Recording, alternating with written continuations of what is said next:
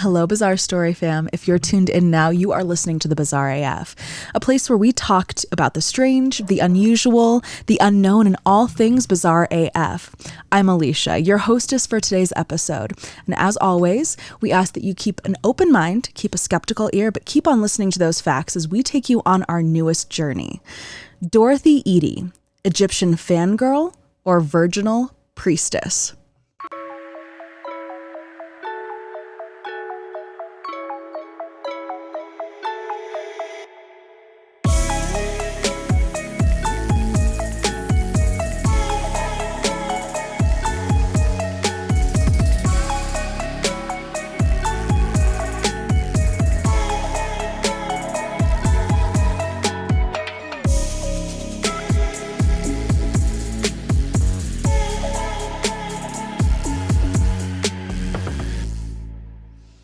Well, hello to my favorite co-host with the most. Kevin, how are you, boo thing? I'm doing good, girl. How are you? Ooh, good. I'm good, especially now that I'm here with you. Good God, girl. You look good. Oh, good God, girl. Thanks. I'm like so stoked. I like the little setup that we have. Yeah, it's kind of different. It's a little different. Yeah. We're preparing for a holiday. We are. Next month. Yes. A very spooky holiday. Very spooky. Spooky season's upon us. The air is getting a little bit cooler, crisper. Yep. The sun's not coming up nearly as early. Oh my God, so depressing. All we want to do is just cuddle and be cozy in our like robes and our beds. Yep. So we got that. I'm pointing if you're watching. That's new. Yeah, it's a really cool neon sign that has our logo on it. And then, so like I said, we're prepping for Halloween, and then we're actually gonna get a new studio that we're working on. I know, it's so exciting! It's exciting. We're so stoked. I'm so excited about it, and you know, there's just so much great new things on the horizon that I'm really stoked about. Me too. And I would not want to experience this with anyone else but you, Kevin. Ditto, girl. Ditto.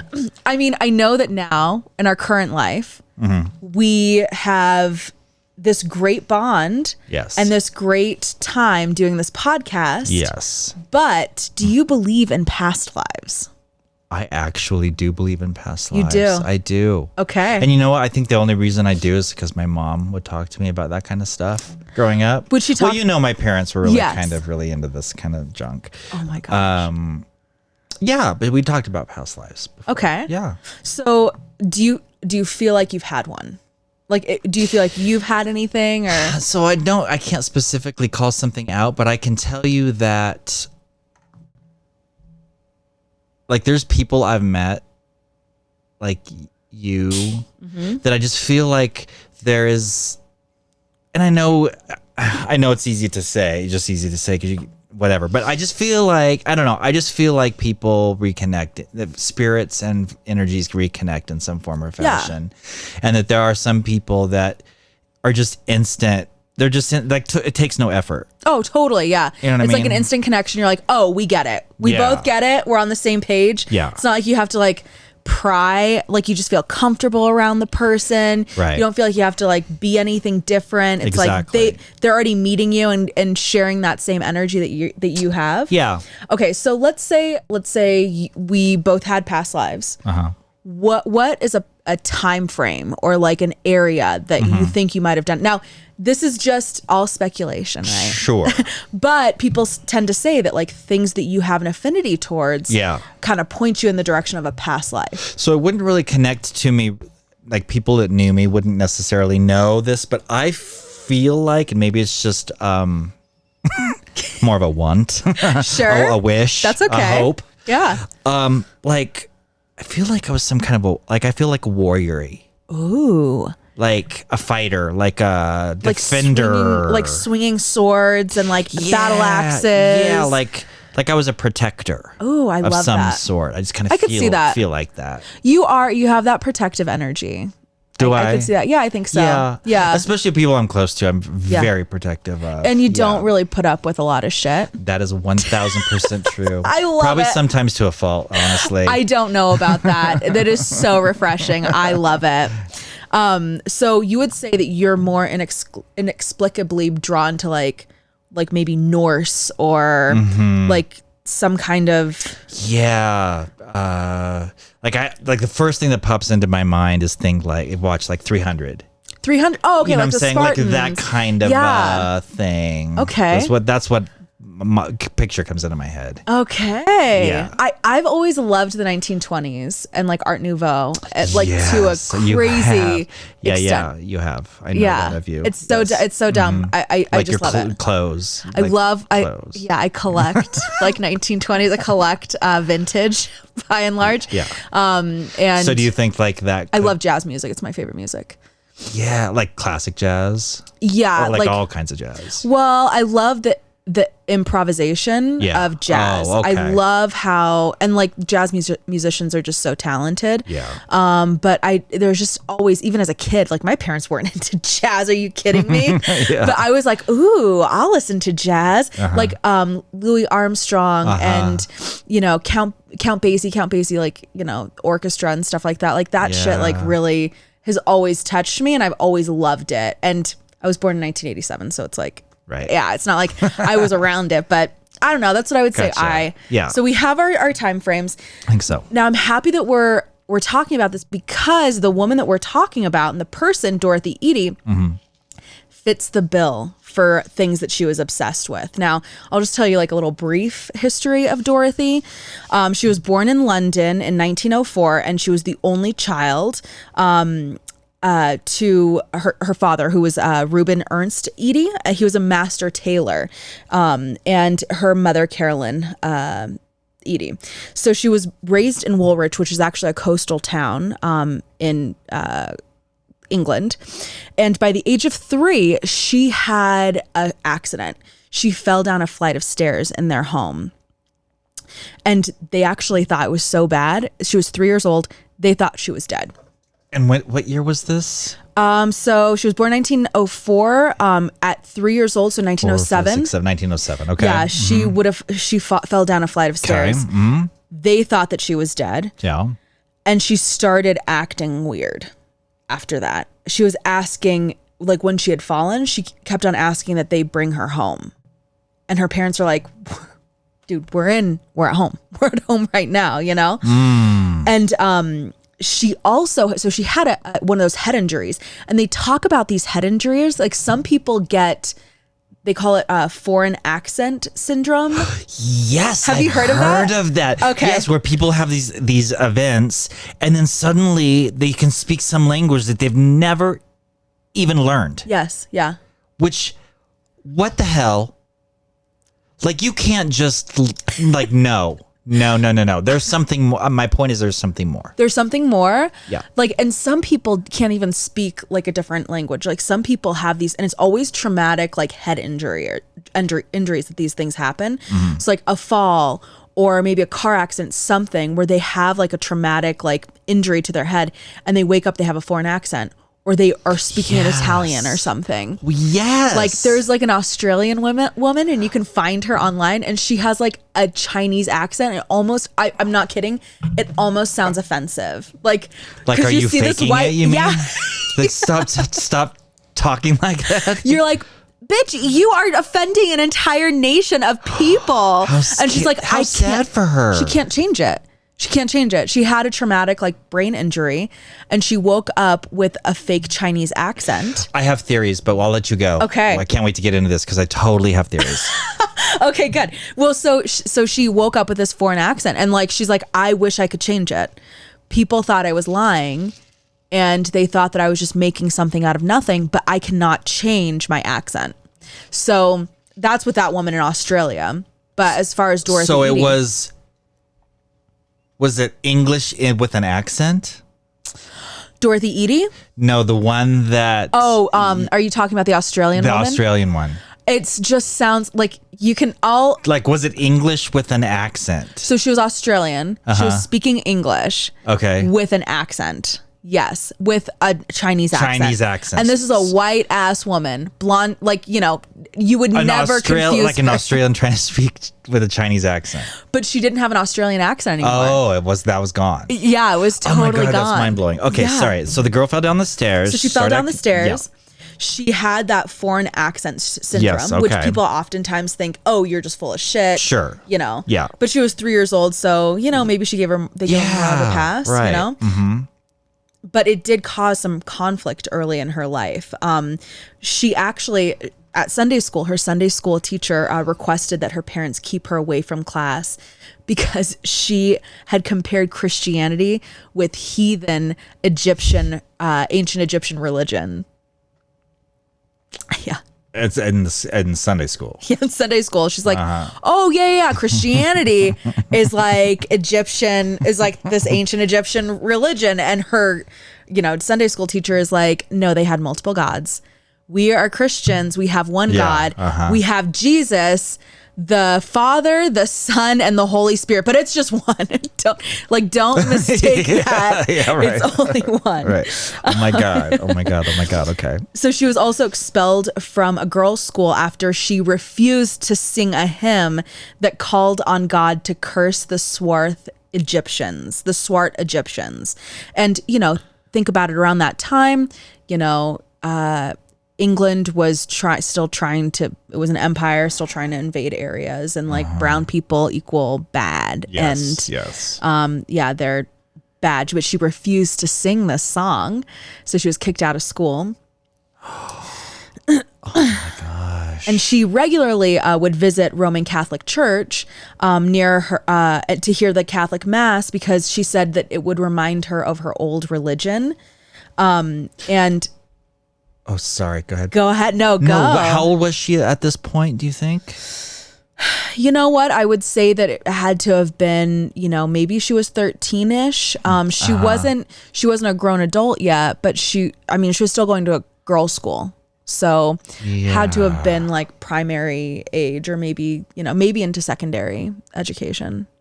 Right. So it's not like her behavior has ultimately changed since she was 4 years old, falling down the stairs to now. I mean, it's like she can obviously articulate more than she can now or could then, but like the fact that she says things like her old religion or things like when she says things like that, that's crazy. It's totally crazy.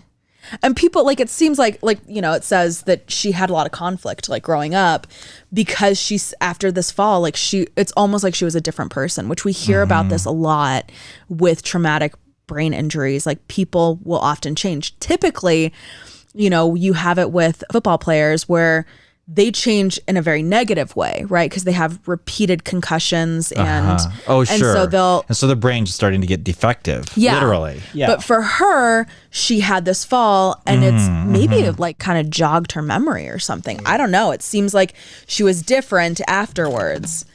Or we'll get to my theory in a second. Yeah, okay. We'll get to my theory. So the British Museum. Have you been to the British Museum? No. So it's free. If you ever go to London, you can go to the British Museum, and they have, well, like I said, England was an empire. Yes. And they stole a shitload of artifacts from other countries, right? You have a lot of Egyptian artifacts. I actually worked for the King Tut exhibit that came here to Denver. Yeah. So what they did was they had all of the King Tut artifacts tour, and the idea was to try to create money for a bigger Egyptian museum. Well, they intentionally toured at the arena in London rather than going to the British Museum, because the British Museum has stolen so many artifacts from the Egyptian government and the Egyptian people, really. Sure. Right? Yeah, sure. So she goes to the British Museum, right? And she sees a photograph in this section where it's the New Kingdom temple exhibits room for Egypt. And Dorothy calls out as a little girl, "There's my home." And she said, "But where are the trees? Where are all the trees at? No. Where are the gardens?" So she's like, that's my old home. That's what I've been talking about. But where are all the trees? Where are all the gardens? What happened? I'm sorry, and what was this a picture of exactly? Do you know? Was it like a village? It was a photograph of like a new kingdom temple, like an actual temple. Oh, it's not an actual temple. So she was uppity up. Well, you think? Well, that's what we will find out exactly what she thinks that she was. Okay. So she's starting to put pieces together. Yeah, and her parents are just taking her. They're like, fuck, we can't get rid of like, Dorothy, just be normal. You have this weird ass accent. We thought this British museum was gonna work. Yeah, we thought this would be fine, but like, no, of course not. So we thought we'd be British enough, but clearly, like, there's Egyptian shit. So she's like, oh, there's my home, but she's like calling out different things that are missing. She said, you know, like I said, where are the trees? Where are the gardens? And the temple was Seti the First, who was the father of Ramesses the Great, which is like the great pharaoh. Oftentimes you see Akhenaten, we see Tutankhamun. He wasn't very, big, but like Seti was a huge, Ramesses was a huge pharaoh.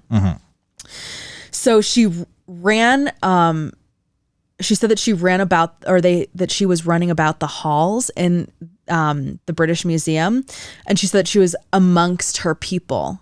She was kissing the statues' feet that she saw, like that they have these like huge statues in there, and they're like, oh, she starts kissing them. She's like, oh, I'm around my people finally, and she's kissing and like touching all these things in a fucking museum, which they probably had different rules then, like than they do now. Yeah, I'm thinking, what? They get kicked out of there because of Dorothy Eady.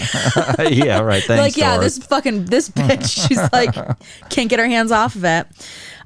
So after this trip, it really had an impact on her. She's like, I'm not making this up in my head. This is very real.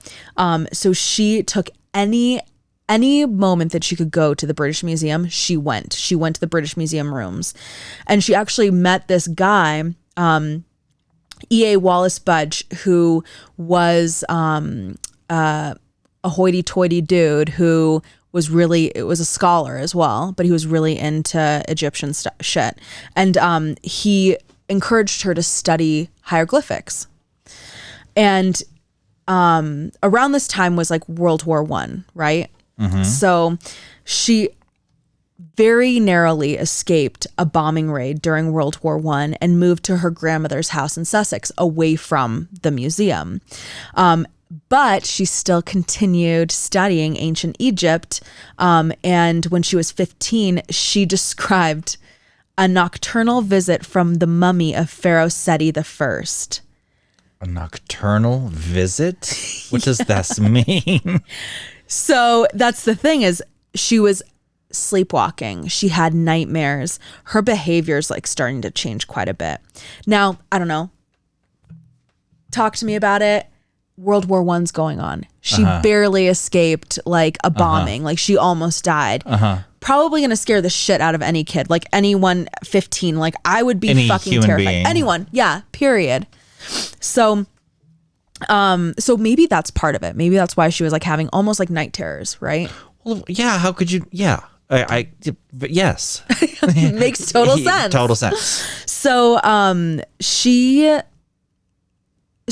actually was brought because of this bizarre, the bizarre behavior that she was exhibiting. She's placed into a sanatorium, which was a mental. People thought she was just cuckoo. Right. Well, I mean, honestly, she is acting a little She's acting a little crazy. Like, yeah, because here's the other thing. Sorry, I'm just going to say this. Yes. Like you could be a person or you could be her and not be so crazy about it. Like I could just, I see the mummies. I see the crypts and I see the feet. I'm not like, maybe I shouldn't run over there and kiss that. You know what I mean? Like have some sense. Yeah. Maybe just a little bit. Dorothy, like we get it. You have an obsession, but right. like play it cool. Play it a little cool. Calm your tits, girl. Yeah. She's like, I'm either on or off. Like there is no in between for her. So, it's kind of sad that she's saying all these things. She's studying. They're like, this is an obsession. She's acting crazy. They put her in a mental health or mental ward. And several times. And that's not just once. Like, she's constantly in and out of this because they're like, you are acting like a fucking crazy person. And she's like, well, but I had a past life and World War I is going on. I mean, come on. I have really good reasons to act like a crazy person. So she actually left school at 16 and, of course, visited all the museums that she could and archaeological sites. She was really into archaeology. And her father was investigating a lot, and he into the cinema industry. So they started getting more money because he's starting to, do well with cinema. Sure. So she becomes a part-time student at an art school, and then starts also collecting affordable Egyptian antiquities. Okay. So because at that time, like, people would sell or go to Egypt and bring over a ton of like mummies and stuff. That's why, a lot of these like big tombs were raided. Yes. So, right. At 27, she starts working in London with an Egyptian public relations magazine. And she, of course, like, any way she can get into Egypt, she's doing it. Sure. So she's writing articles, drew cartoons, and she was for support of an independent Egypt. And that's when she meets her husband, who is an Egyptian student. And then she continued to talk to him once he returned home. But she ends up moving into Egypt. So wait, hold the phone. She meets. Does she meet her husband in Egypt? No, so he's a student in the UK in London. Yes, they meet because she's doing doing work at this Egyptian like magazine or whatever. Yes, and he's a student. He ends up going back to Egypt, but they like meet, and she's like, "Oh, I'm attracted to you." Whatever. They have like a thing going on. Yeah. He goes back. They're writing back and forth. Okay. And he ends up in 1931. He asked her to marry him and come and live with him in Egypt. Okay. I mean, was he Egyptian? He was like legit Egyptian. Yeah. He was an Egyptian. He was from Egypt. Got it. Yeah. Yeah. Mm-hmm. Okay. So he's like, "Hey, marry me," and she's like, "Yep, I'm there." When? Tomorrow? Right now? What's the quickest flight I could get there? Yeah. What's the quickest way I could get there? Yes. She's there in a second. Sure.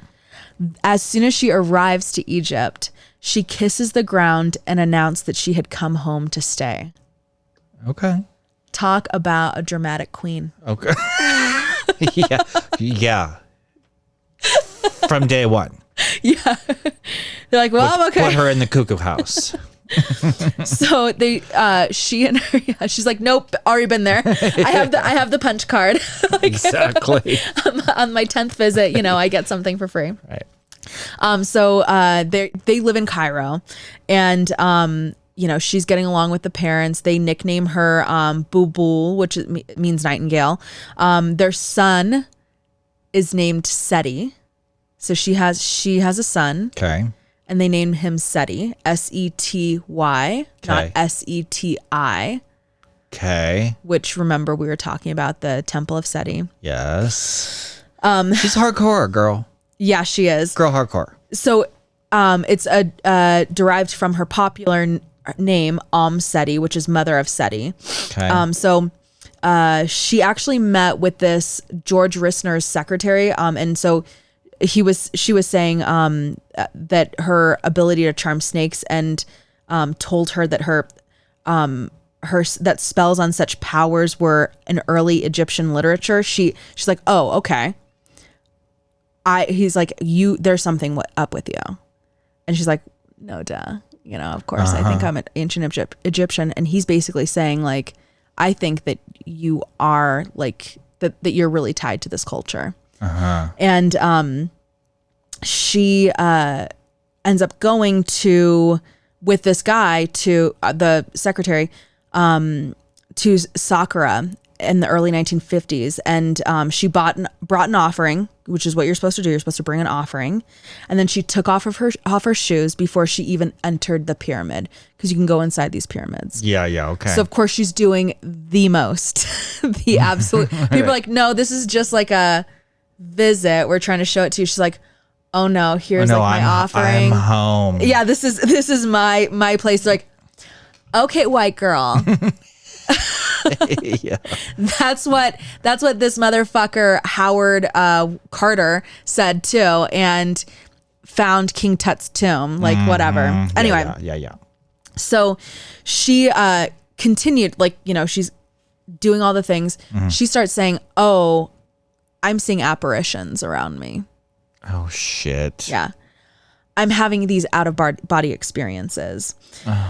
Now, this is causing. Okay, wait. Yes, please. Wait a minute. Dorothy. Sorry, I had to do that. I'm sorry. You've been waiting all episode, haven't you? I really have. Okay. Here's the problem. What's the problem? If she were, again, to have calmed her tits down right way long ago. Yes. And then said that she has some apparition-y, medium-y shit happening. Yeah. Okay. Maybe I'd believe it. Maybe. Yeah, sure. But Dorothy has had some cray-cray tits on her whole life, and then on top of it is now getting visited. She's getting visited, yeah. Yeah.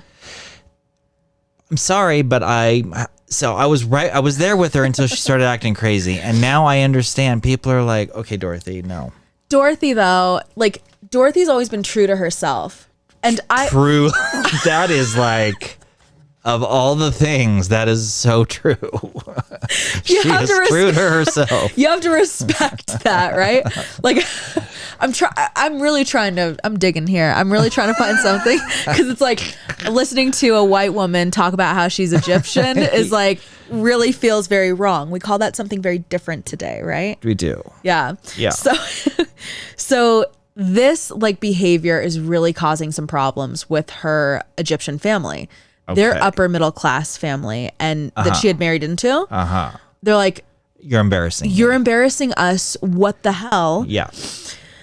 So she at first was reporting these apparitions, and she wasn't really saying anything, but in the beginning it was Hor-Ra, and Hor-Ra is a god.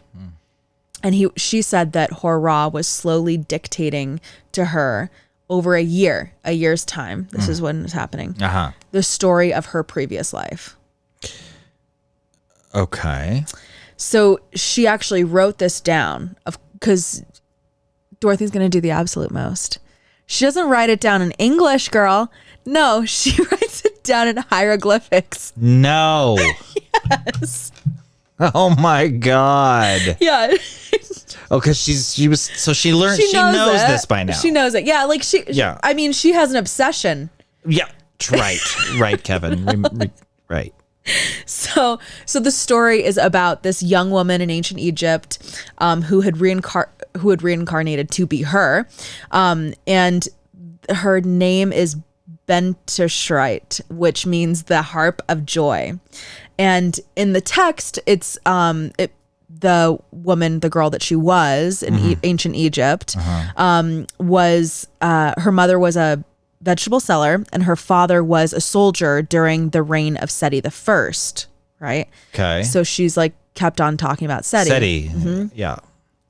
So when she was 3, in this previous life, her mother died, and she was placed into the into the temple of Qalm el Sultan because her father could no longer afford her. So she was like given up as a priestess. So there she was brought up as a priestess, and when she was 12 years old, the high priest asked her if she wanted to go out into the world and like experience the world, or if she wanted to stay and become a consecrated virgin. And who, when he, so did he, Sorry, I don't know the terminology. Did he sell her? Her dad? Yeah. That's a great question. Or was it like you need to go away because I can't afford you? I think that, I mean, it says that she needed to go away because he couldn't afford her. I wonder if there was money tied to it. There's definitely money that he doesn't have. It sounds almost like an orphanage like situation, right? Where it's like, here, I can't take care of you. Gotcha. Be raised in this, with these priestesses. Right.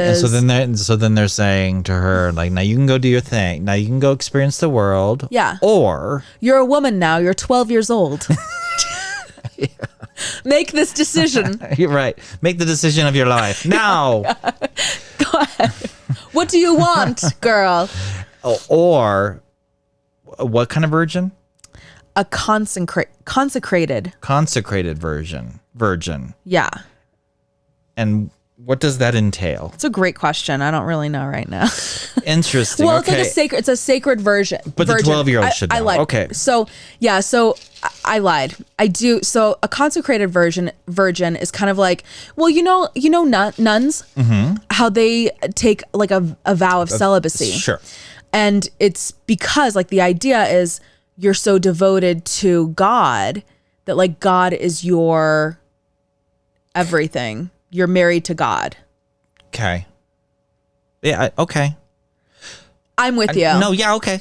Whatever. I'm with you. Okay. So, but you're saying that's kind of like what that is. That's like similar. Yeah. Yeah. Got it. Okay. Roger. Roger. 10-4. So she doesn't know because she's 12 years old what the hell that means. And it's not like she's going to leave and be like, oh, I know I have money and I can start my life. What choice does she have? Right. She makes the decision to be a virgin. Of course. Yeah. So during the next 2 years, she learned what her role was in this annual drama of Osiris's passion and resurrection, a role that only virgin priestesses that are consecrated to Isis could perform. So one day, Seti I, which was the pharaoh at the time, visited and spoke to her, and they became lovers. Okay. Right? This is what's being told to her. Yeah. Eating the uncooked goose, which is an ancient Egyptian term that's been compared to like eating the forbidden fruit. Like this is the forbidden fruit. Like he's okay. Yeah. So when she becomes pregnant, she tells the high priest who the father was, and the high priest was like, this is like the biggest offense ever. You cannot like to the gods? To Isis, the gods. It was so terrible that death would be the most likely penalty at a trial. So, but it was a pharaoh, for God's sakes. Like, doesn't he have some say? Time and time again. What have we learned about men with dicks? Yeah, right.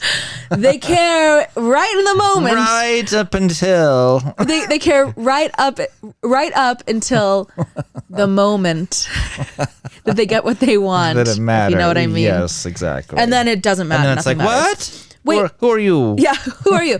You served your purpose. Dorothy. I don't know Dorothy. So she didn't want to face the public scandal for Seti because she was like in love with him. So she committed suicide instead of facing trial. Yeah. Which is really freaking sad. Now, moving back to that, right? Like the thing is like, did this actually happen? Yeah. So because let's remember all this was communicated to her over a year. Yes. From this entity. And so I wonder, it's not like they're going to have records of this, but I'm just wondering, did anyone try to see if there was any? We'll get into that. Okay. Is there any record? So like the question is like, would they have recorded? Yeah. What would they have recorded? Especially since he was like, who's Dorothy? Well, of course her name wasn't Dorothy then, but yeah. Yeah, because she was like gonna be like the side piece because she got pregnant and then it was all fucked up. So yeah, like what would they record? Come on, don't you know like the secrets of not getting pregnant, girl? Oh, right. That's right. You're 12. Yeah, exactly. Oh my God. Like, that's fucked up. Anyway, so 1935. Now remember, she had moved to Egypt and got married when? 1931. Okay. 1935. She and her husband separate. So she's doing all this crazy ass shit. And her husband and their family, they lasted 4 years of this crazy stuff. And they're like, enough. Yeah. No more. Yeah. But she's in Egypt. She's in Egypt. Right. She's like, I'm never going to leave. That's what she said when she stepped foot. I'm never leaving my home again. Right. So she's separated from her husband. When he took a teaching job, he actually went to Iraq. They were going to separate anyways, I think. Their son, Seti, stayed with her. Who is an Egyptian. Yes. Who's part Egypt, right? Like, yeah, he was born in Egypt. Yeah. Stays with her in Egypt. So 2 years after the marriage broke down, she actually went to live near the Giza pyramids. So those big pyramids that you're used to seeing, that's where she lived near. And she met an Egyptian archaeologist at the Department of Antiquities in Egypt who employed her as his secretary. And she was actually the first female employee. And he loved her, everything that she did.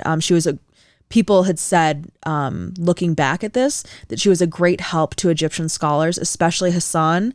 And she actually corrected their English and writing English. She wrote English language articles for them. Yeah, so her extra is great for them. Yes. Her extra is not great. Right. For a normal relationship person. Right. Yes. They're like, oh, you're going to help us like for basically nothing. She's like, you're going to act crazy about getting all this right? Oh, yay. Great. Perfect. Works for us.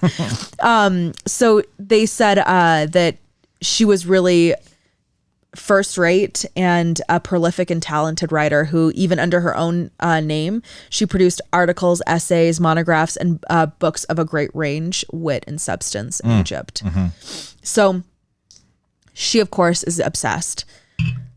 And she's around a lot of archaeologists and things. And she befriended all the big Egyptologists of that time. She had even made like such a great contribution that they straight up hired her for excavations. Like she worked on huge excavations. And their excavations at Giza, she's actually specially mentioned, saying that it was sincere gratitude, to Dorothy for her editing, drawing, indexing, and proofreading work. So, she was obsessed, but she really, really loved it, and they loved that she loved this. So that was when she was at Giza. She ends up the project that she's working on is terminated in 1956. Now, so we're moving forward 20 years, really, right? Okay. So it was like 1934. Now 1956, she's unemployed. And the person that she was working with said that you should climb the Great Pyramid, and when you reach the top, just turn west, address yourself to your Lord Osiris and ask him, Quo vadis? Which is like fucking crazy that he would even say that to her. What does it mean? I like maybe like what direction are you going to go into? So he actually offered her a choice in taking a well-paid job at the Cairo Records Office, or a poorly paid position in Abdos, which was a different area, as a draftswoman, which is what she was doing before, the writing, basic secretary work. And guess which choice she chose? The one she knew. The one that she knew. Yeah. So the one that didn't pay as much. Yeah. Yeah, that's exactly what she did. Because she's crazy. I'd be like, fuck that. Yeah, because she's crazy. She's living her true self. Why would I make the better choice? Yeah, right. Right. So she, of course, chose that. And she actually reported to everyone, Seti approves of this. Because remember, she's having these dreams and stuff. Dorothy, what are we going to do with you? You know what? You kind of have to love the kooks. You have to love the crazies. You do. Yeah. So okay. I'm just gonna say this real quick. I was like into her. Like in the beginning, I'm like, yes, girl, let's like figure this out. Yes. And then she disappointed me because she turned into be something that I didn't think she was going to do. And then she's nuts. But back to your point, like, okay, now we know who she is, and we need to just love Dorothy for being Dorothy. Yeah, Dorothy's Dorothy. She's not gonna. Yeah. She is true to that. Yes. To being Dorothy, or yes, she's not a fake because it's not one thing one day and one thing the other. It's like it's extra every day. Yes, so she's good. It's all good. So she's 52 at this point, right? Yeah. She leaves for Abdos, and this is like not a city, right? She's kind of living. It's like living in the sticks, and it's not like you have all of the creature comforts that we have today, right? Sure. And the ancient Egyptians actually believed that that the mountain that she was near led to Amenti and the afterlife. So it was here that she actually began to be called Seti, because it was customary in Egyptian villages to refer to a mother by the name of her eldest child. So it's like mother, like, mother of. Yeah. Not the mean ones that we say. It's a lot nicer. So she believed that this is actually where her past life, where she had lived and served in the temple of Seti. She said, this is actually where I had lived. And she had made some short pilgrimages to the site before, like the area that she believed that she lived in. Mm-hmm. And she was like, this is where I lived. This is where this temple was. And at one of the temples, the chief inspector from the antiquities department was like, he tried testing her. He's like, okay, bitch, you're fucking crazy. Uh-huh. Like, I know there's no way that you can know some of these answers. Yeah. So he said he decided to test her by asking her to stand at a particular wall paintings in complete darkness. So she was asked, it was dark in there, and she was instructed to identify them based on her prior knowledge as a temple priestess. So like, and had she been in here before? Mm-mm. No. Okay. Like, come in here. Yes. What? It's dark. Yes. What are these paintings? Yes. Because you should know because you were here. Yeah. Yeah. Got it. She did it. Does it. No. She does it. And the painting locations hadn't even been published at the time, right? So they hadn't even published or shared any of this information yet. Yeah. And she's like, oh, ding, ding, ding. They're like, God damn it, this white woman. What the fuck? So she actually spent the first 2 years listing and translating pieces excavated from the temple palace. And, you can actually still see a lot of this work. Once again, this crazy woman is helping all of this, and she's pointing out to things that they're like, oh, yeah, she's actually helping us, and like she's determined, so we'll take it. So she, in 1957, she actually wrote out a liturgical calendar of feast days based on ancient Egyptian texts, which was a huge deal at the time. And the Temple of Seti was like her place. This was a place of peace and security, and she really felt like she was watched over by ancient Egyptian gods there. And she actually claimed that in her past life, as Benishrit, the temple had a garden, like I said before. Mm-hmm. That's where she had first met Seti, who was Seti the First, who was dude she boinked. Yeah. And her descriptions as a young girl, remember when she went into the British Museum? Yes, and she's like, "Where's the picture? Where's the trees? Where's the garden? Where's this?" And she wasn't believed by her parents. They're like, "You're crazy," and she's like, "No, I'm not." She goes there, sees it, and she's like, "This is where the gardens were." They find gardens, like proof that there were gardens there. It's no longer like there are no longer gardens. There are no longer, but they like a garden. Excavate and do their little exactly where she's pointing. She's like, yeah, she's like, this is the garden that I met Seti. This is where this is, and they're like excavating already this area, and she's calling this shit out. and they had no idea. Wow. Isn't that insane? God, that's nuts. And you kind of like, I don't know, like in my head, I'm like, I don't know. Could she be, how many times did she do this and she was wrong? Like how many times is she like, oh, this is like, this is where it was. This is where the McDonald's was. And you're like, Dorothy, there are no McDonald's.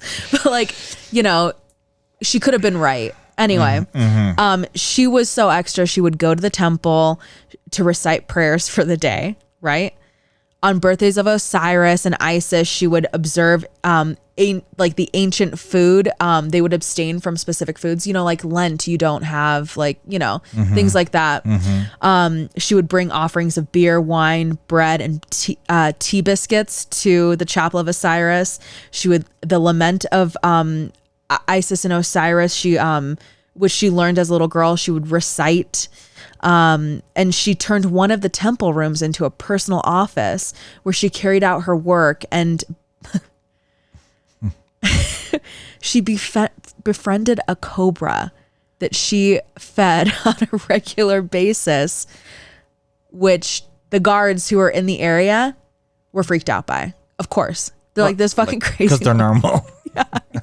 She's like, oh, there's my cobra. I feed him. And like the temple guards are like, we can't get you out of here.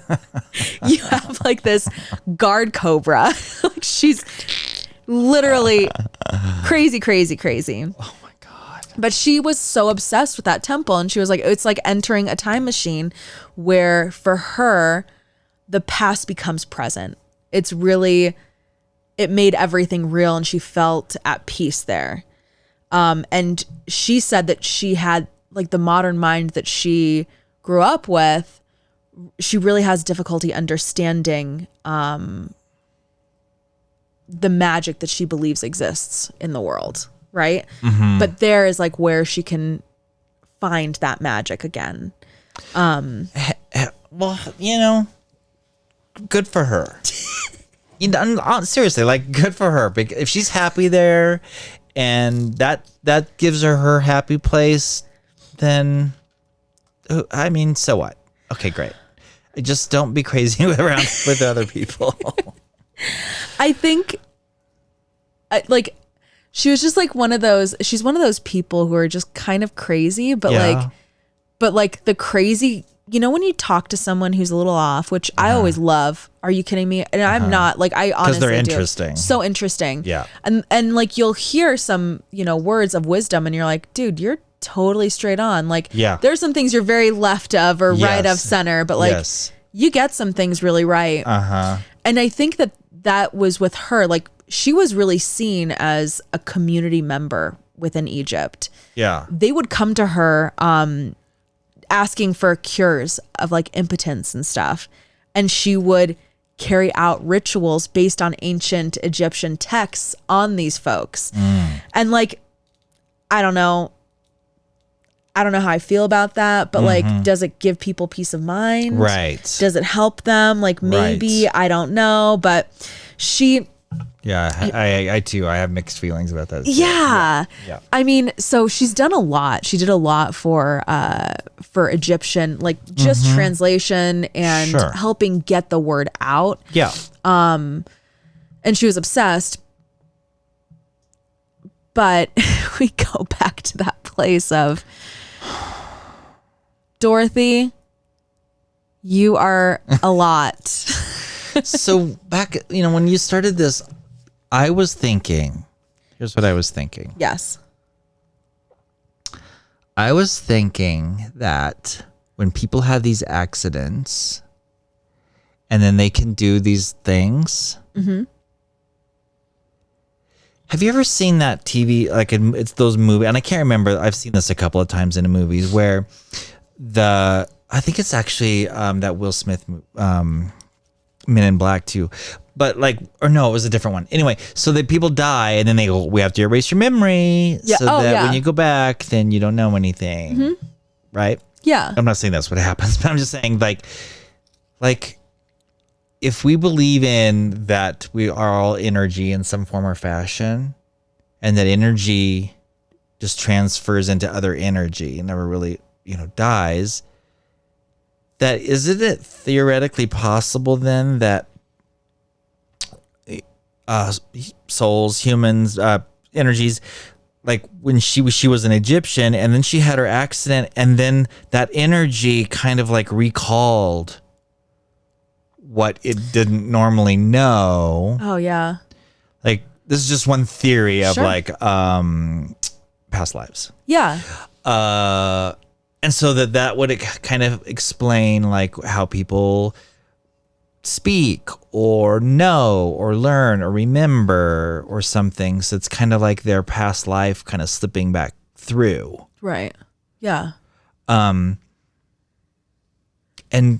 again, I will say this, maybe that's what happened to Dorothy, but just because she was so cray-cray, it was just hard for people to,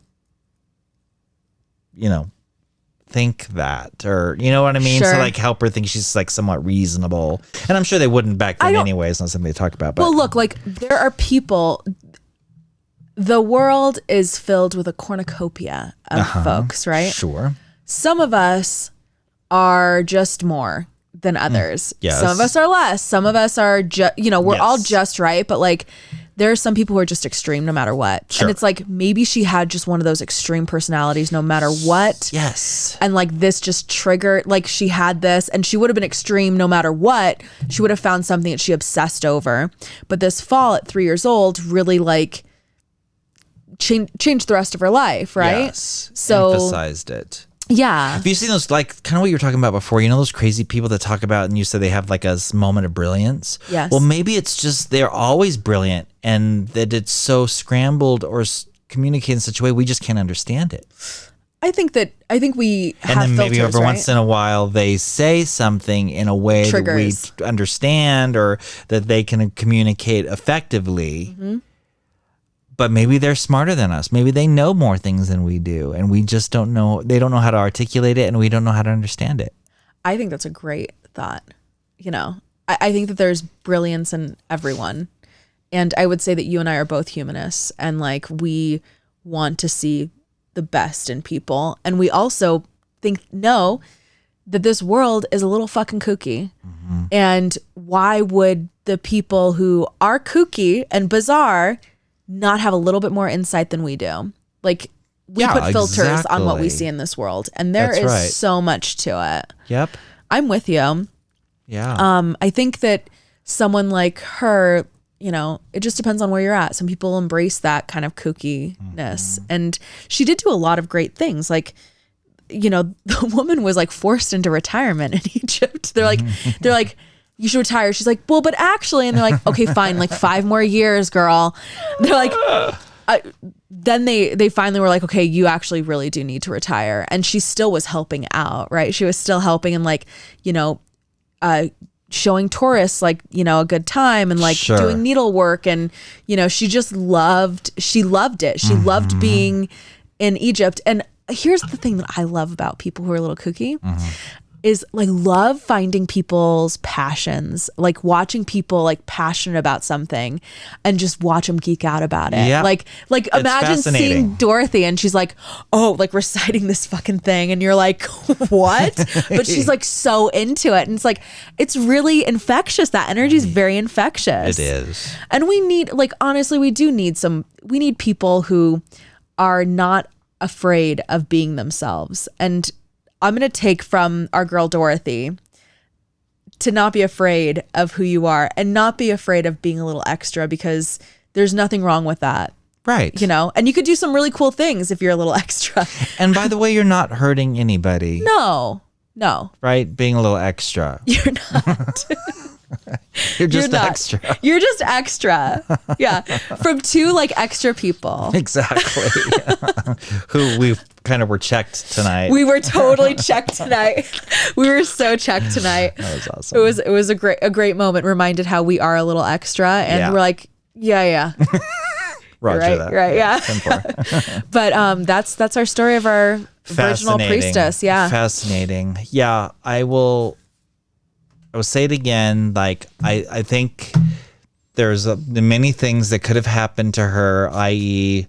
trauma, Right. both physical and mental in her life, that could have, made things happen or, whatever. Yeah. But I don't know. I just have to believe that there was some real stuff mixed in there, like some legit things that we don't understand. Well, I think that it's the fact that she was able to call out specific areas. Yeah. I mean, there's something up with that. And the naysayers will always come up with a next reason. Sure, but that's with anything unknown, she's been right? saying the same thing for years. That's it too. That's just it. Yeah. She was like freaking 6 or 7 and she's like, oh, I'm finally home, and like acting like a crazy person. But she's like, where are all the gardens? Where's this? Like, it's her story hasn't changed. Exactly. She's not like, okay, actually, I'm not Egyptian, I'm ancient Sumerian, or like whatever. Right. It's always the same thing, and she's saying the same things. But I'm with you. There's something to it, whether it's like a greater consciousness that she tapped into, whether it is like one of those like, memory forgetter wipers. There's something there, but yeah, there's something there. Yeah. I don't know. I think reincarnation is fascinating. And again, it helps me think it's more plausible when you think about, if you think about it from an energy perspective, just it's energy. That helps it be a little more. Agreed. I totally agree with that. Real. Yeah. Thanks for a fascinating episode. Yeah, thank you. Super fun. It was super fun. I love talking about past lives. We'll have to do it again. Please. Yeah. Okay, thanks. Thank you. Bye.